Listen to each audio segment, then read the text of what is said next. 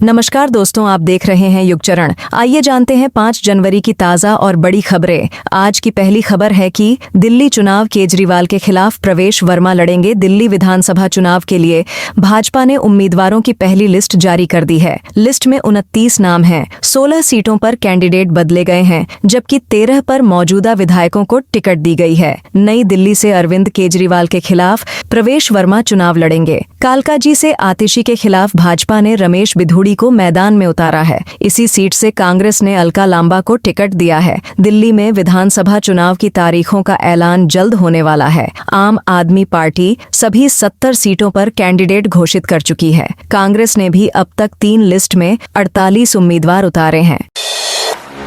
George Soros को America का सर्वोच्च नागरिक सम्मान देंगे बाइडेन। अमेरिका के राष्ट्रपति जो बाइडेन आज शनिवार को व्हाइट हाउस में 19 लोगों को प्रतिष्ठित प्रेसिडेंशियल मेडल ऑफ फ्रीडम से सम्मानित करेंगे। यह अमेरिका का सर्वोच्च नागरिक सम्मान है। इनमें विवादित जॉर्ज सोरोस का नाम भी शामिल है। सोरोस के अलावा इस लिस्ट में पूर्व विदेश मंत्री Hillary Clinton, football superstar Lionel Messi, fashion designer Ralph Lauren, actor Denzel Washington जैसे दिग्गजों का भी नाम है।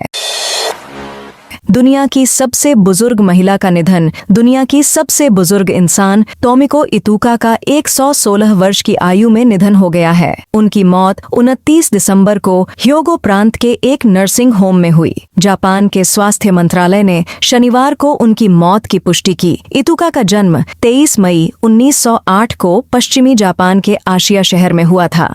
वह 3 भाई बहनों में सबसे बड़ी थीं। इतुका की शादी 20 साल की उम्र में हुई थी। उनके 4 बच्चे और 5 पोते पोतियां हैं। इतुका के पति का निधन साल 1979 में हुआ था। जगदीप सिंह दुनिया में सबसे ज्यादा सैलरी पाने वाले एम्प्लॉय भारतीय मूल के जगदीप सिंह दुनिया में सबसे ज्यादा सैलरी पाने वाले एम्प्लॉय बन गए हैं। मनी कंट्रोल के अनुसार क्वांटमस्केप के पूर्व फाउंडर और सीईओ जगदीप को 17,500 करोड़ रुपए का सालाना पैकेज मिला है, जो हर दिन के हिसाब से करीब 48 करोड़ रुपए है। इस हफ्ते सोना चांदी के दाम में तेजी रही। इस हफ्ते सोने चांदी के दाम में तेजी देखने को मिली। India bullion and jewellers association के डेटा के मुताबिक पिछले शुक्रवार यानी 27 दिसंबर 2024 को 10 ग्राम 24 कैरेट सोने का दाम 76,436 रुपए था, जो एक हफ्ते बाद यानी शुक्रवार को 1,068 रुपए महंगा होकर 77,504 रुपए पर पहुंच गया। चांदी के दाम भी मामूली तेजी देखने को मिली। 27 दिसंबर को 1 किलो चांदी 87,831 रुपए में बिक रही थी। एक हफ्ते बाद 3 जनवरी 2025 को कीमतें 290 रुपए महंगी होकर 88,121 रुपए प्रति किलो पर आ गई है। 23 अक्टूबर को चांदी ने 99,151 रुपए और 30 अक्टूबर को गोल्ड ने 69,681 रुपए का ऑल टाइम हाई बनाया था।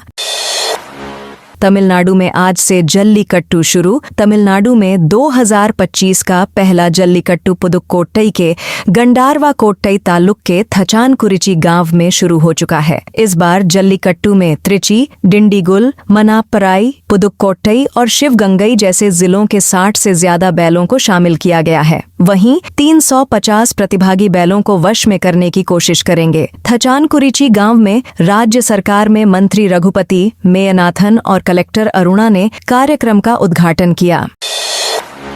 क्रिकेटर युजवेंद्र चहल धनश्री वर्मा के तलाक की खबरें। भारतीय टीम के स्पिन गेंदबाज युजवेंद्र चहल और उनकी पत्नी धनश्री वर्मा के तलाक की खबरें हैं। इन खबरों को हवा तब मिली जब चहल और धनश्री ने एक दूसरे को इंस्टाग्राम पर अनफॉलो कर दिया। चहल ने धनश्री के साथ वाली सभी फोटोज भी डिलीट कर दी हैं। धनश्री ने चहल को अनफॉलो तो किया है, लेकिन उनकी तस्वीरें नहीं हटाई हैं। टाइम्स ऑफ इंडिया के मुताबिक तलाक तय है, बस औपचारिक घोषणा होना बाकी है। तलाक को लेकर चहल और धनश्री की ओर से कोई बयान नहीं आया है। युजवेंद्र और धनश्री की शादी 11 दिसंबर 2020 को हुई थी। जम्मू कश्मीर में सेना का ट्रक खाई में गिरा। जम्मू कश्मीर के बांदीपोरा जिले में शनिवार दोपहर सेना का ट्रक खाई में गिर गया। हादसे में 4 जवानों की मौत हो गई। 2 जवान गंभीर रूप से घायल हैं। उन्हें नजदीकी अस्पताल में भर्ती कराया गया है। ट्रक में 6 जवान ही सवार थे। अधिकारियों ने बताया कि हादसा जिले के एसके पाइन इलाके में हुआ। यहाँ ट्रक सड़क से फिसलकर खाई में जा गिरा। घटना पर सेना ने बयान जारी किया है। इसमें बताया गया है कि खराब मौसम के कारण विजिबिलिटी कम थी, इस कारण ट्रक सड़क से फिसलकर खाई में जा गिरा।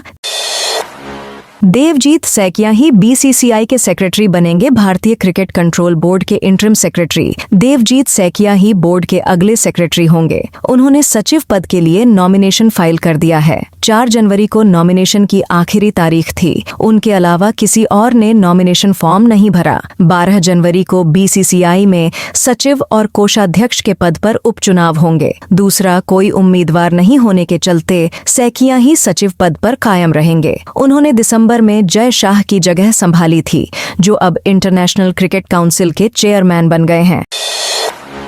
मालदीव ने वॉशिंगटन पोस्ट की रिपोर्ट को झूठा बताया। मालदीव ने वॉशिंगटन पोस्ट की रिपोर्ट को झूठा करार दिया है। भारत के दौरे पर आए मालदीव के विदेश मंत्री अब्दुल्ला खलील ने शनिवार को एक न्यूज चैनल से इंटरव्यू में कहा कि कुछ लोग दोनों देशों के रिश्तों में दरार डालना चाहते हैं। बुमराह विदेशी सीरीज में सबसे ज्यादा विकेट वाले बॉलर। सिडनी में बॉर्डर गावस्कर ट्रॉफी के 5वें टेस्ट का दूसरा दिन गेंदबाजों के नाम रहा। शनिवार को 15 विकेट गिरे। ऑस्ट्रेलिया पहली पारी में 191 रन ही बना सका, जिससे भारत को 4 रन की बढ़त मिली। स्टंप्स तक भारत ने 6 विकेट खोकर 151 रन बना लिए हैं। 15 विकेट गिरे। पंत ऑस्ट्रेलिया के खिलाफ सबसे तेज 50 लगाने वाले भारतीय हैं। बुमराह विदेशी सीरीज में सबसे ज्यादा विकेट लेने वाले गेंदबाज बन गए हैं। माइक जॉनसन बने यूएस हाउस ऑफ रिप्रेजेंटेटिव के स्पीकर। अमेरिकी संसद के निचले सदन हाउस ऑफ रिप्रेजेंटेटिव में शुक्रवार को रिपब्लिकन सांसद माइक जॉनसन को फिर से स्पीकर चुन लिया गया। न्यूज एजेंसी रॉयटर्स के मुताबिक स्पीकर बनने के लिए 218 जरूरी होते हैं।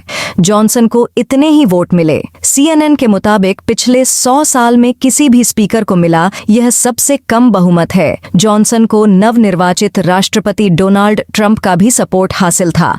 हालांकि ट्रंप के सपोर्ट के बाद भी उन्हें जीत के लिए काफी मशक्कत करनी पड़ी। वोटिंग की शुरुआत में उनकी रिपब्लिकन पार्टी के ही 3 सांसदों ने उनका सपोर्ट करने से इनकार कर दिया था। मस्क ने ब्रिटिश किंग से संसद भंग करने को कहा। टेस्ला चीफ इलॉन मस्क ने शुक्रवार को ब्रिटिश किंग चार्ल्स से संसद को भंग करने की अपील की है। उन्होंने ब्रिटेन के पीएम कीयर स्टारमर पर आरोप लगाया कि 15 साल पहले जब वे पब्लिक प्रोसिक्यूशन के डायरेक्टर थे, तब वे रेप पीड़िताओं को सजा दिलाने में नाकाम रहे थे। ब्रिटेन में ऐतिहासिक गैंग रेप का मामला अब भी सुर्खियों में है। खास तौर पर 1997 से 2013 के बीच रॉदरहैम स्कैंडल ने लोगों का ज्यादा ध्यान खींचा है, जिसे ग्रूमिंग गैंग स्कैंडल के नाम से जाना जाता है। हाल ही में कंजर्वेटिव पार्टी ने यौन शोषण कांड के जांच की मांग की थी, लेकिन लेबर पार्टी की सरकार ने इससे इनकार कर दिया था। दोस्तों, यह थी आज की बड़ी खबरें। आपने अभी तक युग चरण को सब्सक्राइब नहीं किया तो कर लें। आप इस वीडियो को कहां से देख रहे हैं कमेंट करके बताइए। साथ ही डेली अपडेट के लिए युग चरण चैनल को सब्सक्राइब कर लें।